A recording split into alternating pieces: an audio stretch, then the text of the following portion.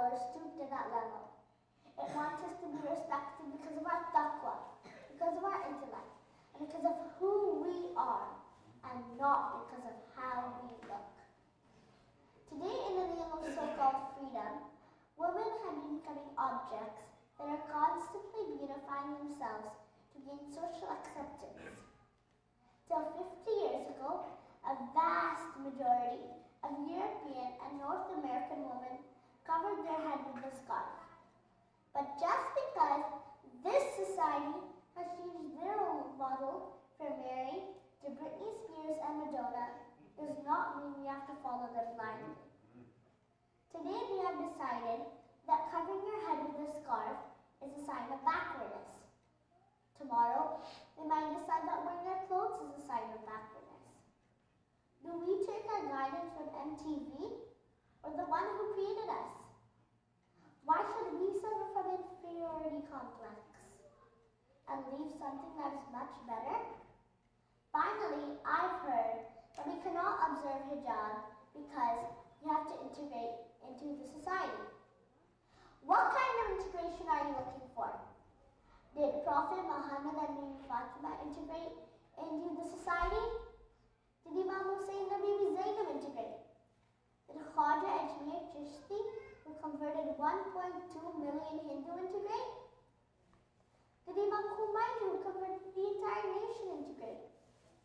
Did Sheikh Hassan Nasrallah integrate into the society? No. Men and women of God do not leave the way of Allah for integration. If you are strong enough, then you can change the society. The Quran calls the Muslims the seeds of Islam. Are you a seed that is alive and will turn into a tree even under unfavorable circumstances? Or are you a dead seed that will become part of the soil and lose its identity? The choice is yours. I would like to finish my speech by reiterating that we should establish the vilayat of our Imam on our hearts and in our houses. Till we do that, our Imam will remain in occultation. Establishing the vilayat of our Imam is the proper way of waiting for him. I would like to end my speech with the anthem of our school that we recite daily. Please join me. There are 12 Imams, there are 12 Imams, there are 12 Imams in Islam. There are 12 Imams, there are 12 Imams, there are 12 Imams in Islam. Imam Ali, Imam Hassan, Imam Hussein alayhi salam, Imam Zainul Abidin, Imam Bakr, Imam Jafar, Sadiq alayhi salam. There are 12 Imams, there are 12 Imams, there are 12 Imams in Islam. There are 12 Imams, there are 12 Imams, there are 12 Imams in Islam. Imam Hussein Qadim, Ali Rada, Muhammad Taqi, Ali Naqi, Imam Hassan Askari, Imam Mehdi, Sahib Zaman. He's our living Imam, he's our living Imam, he's our living Imam in Islam. He's our living Imam, he's our living Imam, he's our living Imam in Islam. There are 12 Imams, there are 12 Imams, there are 12 Imams in Islam. There are 12 Imams, there are 12 Imams, there are 12 Imams in Islam. Salawat. Allahumma salli ala Muhammad wa ali Muhammad. Thank you, sister. I want to repeat, she's only 9 years old. I would request Sister Pakiza Ali to approach the mic, please. For Muhammad wa ali Muhammad, salawat. Allahumma salli ala Muhammad wa ali Muhammad.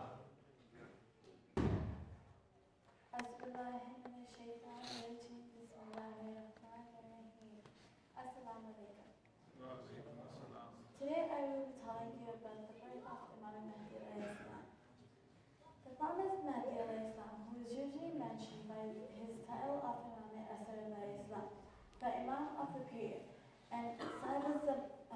Zaman, the Lord of the age, is the son of the 11th Imam. His name is the same as that of the Holy Prophet ﷺ. He was born in Zamana in 255 Hijri. When his father was martyred and lived under his father's care and guidance. Sayyidah Hakima ﷺ, who is the sister of the 10th Imam, Imam Muhammad Taqi Islam, relates that she went to her nephew's 11th Imam, Imam Hassan Askari Islam's house for iftar on the 14th Shaban, 255 Hijri. The 11th Imam asked her to stay as his son was to be born soon. There was no sign of pregnancy on Sayyidah Narjis Islam. The 11th Imam asked her to recite Surah Al-Qadr on Sayyidah Narjis Islam. At the time of Fajr on 15 Shaban, Sayyidah Hakima Islam heard the surah began reciting from the womb of Sayyidah Narjis Islam. The 11th Imam told her that the birth would occur very soon. As soon as the 12th Imam was born, he did sajda and proclaimed the oneness of Allah and the prophethood of the Prophet ﷺ. He also recited the 5th ayah of Surah Al-Qasas. And we intend to bestow our favors upon those who are weak in the land and make them the Imam's leader and make them their head. On his right hand was written the 82nd ayah of Surah Bani Israel. The truth has come and the falsehood has vanished. Indeed, falsehood is a thing by nature vanishing. The 11th Imam only told a handful of most trusted believers of the birth of his son and to a few of his household slaves. One of the women slaves called Musima relates that when she went to see the baby Imam in his cradle, she greeted him with salam and was replied to. She then sneezed and Imam said, Yarkamullah, it means it is a blessing from Allah and you have 3 days immunity from death. The last Imam was hidden from public view and only a few of the elite Imam and Shias were able to greet him. After the martyrdom of his father and he became the Imam by divine command, went into occultation. Thereafter he appeared only to his deputies and even when only in exceptional circumstances. In conclusion, the tyrant Abbasi rulers were aware of the process of the Holy Prophet ﷺ. That son of Imam Hassan Askari by the name of Imam Islam will appear to remove all kinds of corruption and tyranny. Hence they planned to eliminate the child when he was born, due to the birth of Imam Islam was kept a secret like Hazrat Ibrahim Islam. So much so that except for the most trusted of the Shias, his own family, no one knew the existence of Hazrat Islam.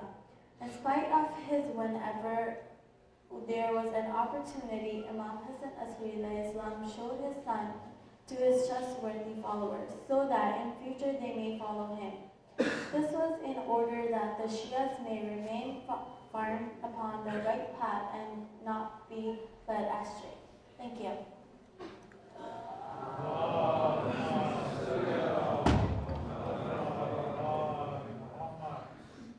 Next, I would like to call Sister Fizza Mehdi to approach the mic. She's 11 years old and she's going to speak about Dajjal. Muhammad wa ala Muhammad salawat.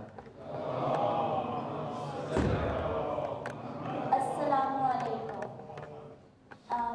My name is Fizza Mehdi and today I'm here to speak to you about